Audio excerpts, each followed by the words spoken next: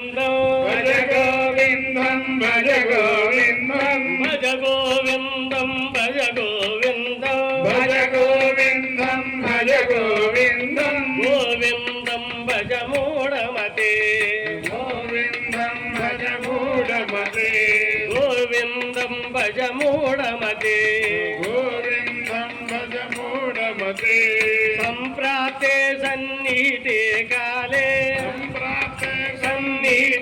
కాలే నహి నహి రక్షతి డుక్రుంకరణే నహి రక్షతి డుక్రుంకరణే నహి నహి రక్షతి డుక్రుంకరణే.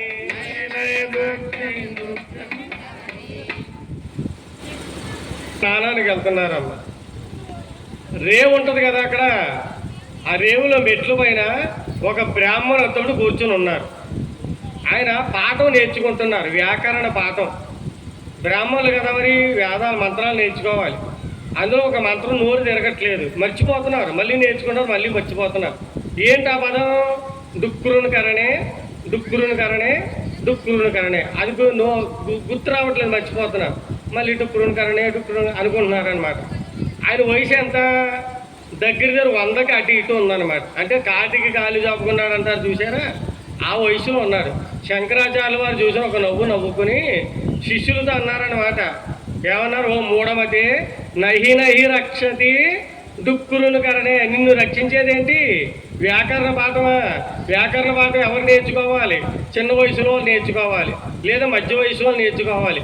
కాటికి కాళ్ళు చాపుకున్న వయసులో నహి నహి రక్షతి, నిన్ను రక్షించేది అది కాదు.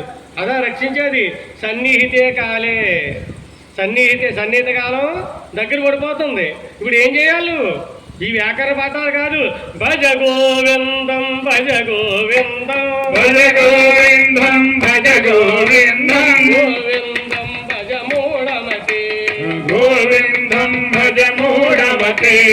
మూఢమతి, గోవిందుణ్ణి భజించవయ్య, అదయ్యా నిన్ను ధరింపజేసేది.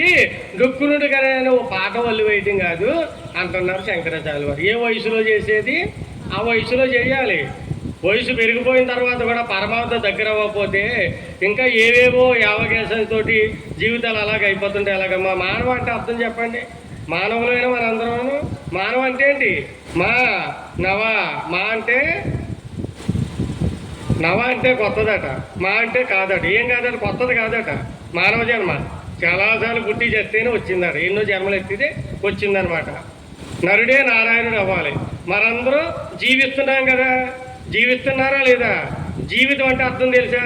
రోజు అనుకునే మాటలే. జీవితం అంటే జీవి అంటే జీవించడం అట, వి అంటే వికసించడం అట, తా అంటే ధరించడం అట, ము అంటే ముగించడం అట. అంటే ఇక్కడ ఏం తెలుసుకోవాలి? ఎలా జీవిస్తున్నాం చూసుకోండి. ఎవరికి వాళ్ళని నేను చెప్పగలదు. ఎలా వికసిస్తున్నాం మన హృదయాలు ఎలా వికసిస్తున్నాయి, ఎలా తరిస్తున్నాం, చివరికి జీవితాన్ని ఎలా ముగిస్తున్నాం అని చెప్పి ఎవరికి వారిని చూసుకోమని మనం రోజు మాట్లాడే జీవితం అంటాం కదా, జీవితంలోనే ఉందన్నమాట ఇదంతా కూడా. మానవ అంటే అర్థమమ్మా. మానవ ఏం మానవ? మందు కొట్టడం మానవ, అదటి మానవ అంటే అర్థం. పాన్పరాగన అవడం మానవ, కైనీలు కొట్టుకాల మానవ, సినిమాలు షికార్లు మానవ. ఇది దానంతా మానవా? మానేస్తామండి. సత్పురాణానికి రావడం మానేస్తామని అంటున్నారు మనం. ఇది మానేస్తారట, అది ఇక్కడ మాటిస్తారట. సత్సంగానికి పురాణానికి అయితే మీరే అన్నారు కదా మానేమని మానేస్తాం. పుట్టడం చావటం మానవా? అదే మానవ అంటే అర్థం. పుడుతూ చస్తూనే ఉంటావా? ఇక అంతం లేదా దీనికి? అది మానవ అంటే. ఏరా ప్రతి దాంట్లో మనం తెల్లారులు అయితే మాట్లాడుకుని అన్ని మాటలకి అంతరార్థాలు ఉన్నాయమ్మా. కనుక అటువంటి మానవ జన్మ వచ్చింది. 84 లక్షల జీవనాలు ఉత్తమమైనటువంటి అద్భుతమైనటువంటి జన్మ మానవ జన్మ. సద్వినియోగపరచుకోవాలి. ఎంతమంది సద్వినియోగపరచుకుంటున్నారమ్మా? నిన్న చాలా విషయాలు చెప్పానమ్మా. భారతదేశం గురించి, హిందూ ధర్మం గురించి, ఆడవారి గురించి ఎన్ని విషయాలు అనుకోకుండా వచ్చే చాలా అద్భుతమైనటువంటి. అందరూ ఆనందపడ్డారు మాటలన్నింటికి.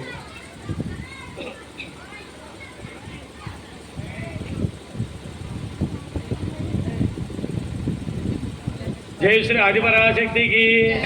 కనుకమ్మా అన్నింటికి మూలం ఏంటి చెప్పండి? 2 చెప్పాలి. అందులో ఒకటి మొట్టమొదటి చెప్తున్నాను.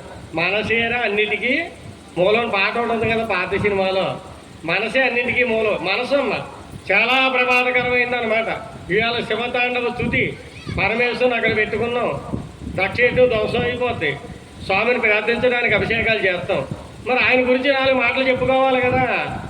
మనసు ఎంత ప్రమాదకరమైందంటే శంకరాచార్యులు వారు చెప్పారమ్మా, మనసు ఎంత ప్రమాదకరమైంది అన్నారంటే ఆయన, కోతి మీ అందరికీ తెలుసుకమ్మా, కోతిని ఎప్పుడైనా చూసారా? చూడలేదా? కోతి లాంటిదట మన మనసు. కోతి ఎలా కుదురుండదో ఈ మనసు కూడా కుదురుండదట. మామూలుగానే కోతి కుదురుండదు, ఆ కోతి మళ్ళీ కళ్ళు తాగిందట. ఇంకెలా ఉంటుంది చెప్పండి?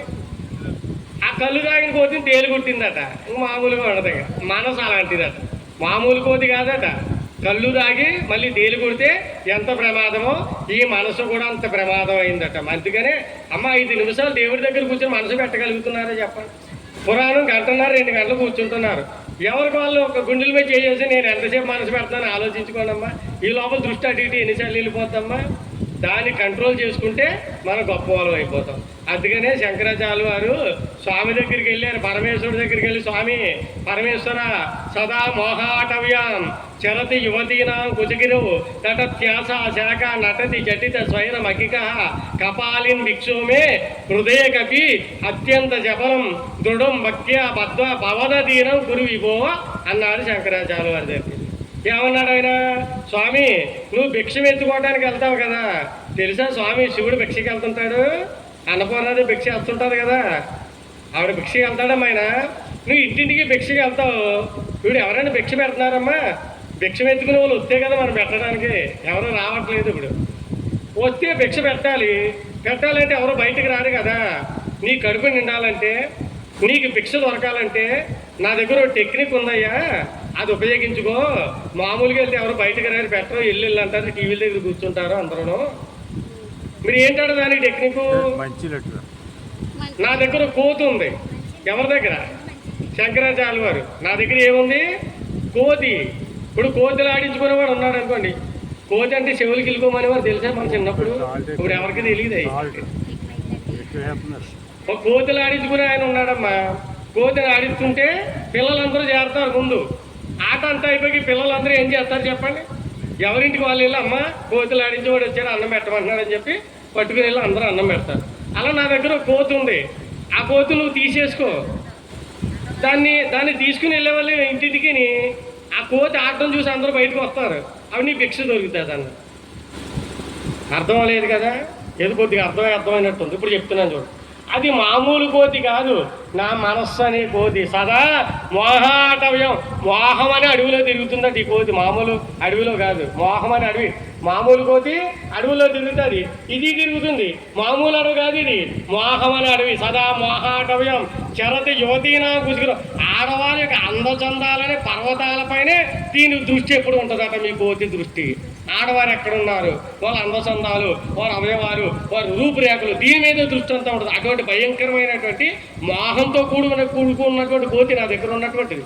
నన్ను కుదురుగా ఉంచనివ్వట్లేదు, నన్ను ప్రశాంతంగా ఉండనివ్వట్లేదు. నేను సదా మోహాటవ్యం చరతి యువతీనా కుచిగురు నటత్యాశాఖ నటతి జటిత స్వైర వకిక. ఆశలనే కొమ్మల మీద పట్టుకుని ఆ కొమ్మ మీద నుంచి ఈ కొమ్మ మీదకు, ఈ కొమ్మ మీద నుంచి ఆ కొమ్మ, అలా తిరుగుతూనే ఉంటుంది. ఆశ సావదు. జీవితం అంతా అయిపోయినా సరే 100 సంవత్సరాల వయసు వచ్చిందారు తాతగారికి. తాత పెళ్లి కానీ చేసుకుంటావు ఏంటి అంటే తాతగారు ఏమన్నాడట? నాకు ఈ వయసులో పెళ్ళేట అంటాడా? నాకు పిల్లలు ఎవడెత్తాడరా, ఇస్తే రెడీ అన్నమాట దాని అర్థం. ఆశ చావదాడు మనిషికి. ఎంత వయసు వచ్చినా ఆశలనే కొమ్మలు పట్టుకుని ఈ మనసే పోతి తిరుగుతూ ఉందట. ఏం చేస్తుంది ఇది? స్వామి నీ దగ్గర కూర్చుంటున్నాను ధ్యానం చేసుకుందామని. కుదురుంటుందా? అప్పటికే నేను కూర్చునే ఉంటాను, ఇది మాత్రం ఎక్కడెక్కడో తిరిగేస్తూ ఉంటుంది కోతి. నాకు చాలా ఇబ్బందిగా ఉంది, నా ప్రశాంతత లేదు, ఏకాగ్రత కుదరట్లేదు, నీ పైన మనసు లగ్నం చేయలేకపోతున్నాను. కనుక ఈ మనసుని ఏం చేయాలి? ఇప్పుడు మనసు అనే కోతిని నువ్వు తీసేసుకోవాలి. బాగా వినాలమ్మా. డల్గా ఉన్నారు ఒకటి, మనసులు ఇక్కడ లేవు. నేను ఏదైతే చెప్తున్నానో కరెక్ట్గా షూట్ అవుతుంది ఇప్పుడు ఈ సన్నివేశానికి.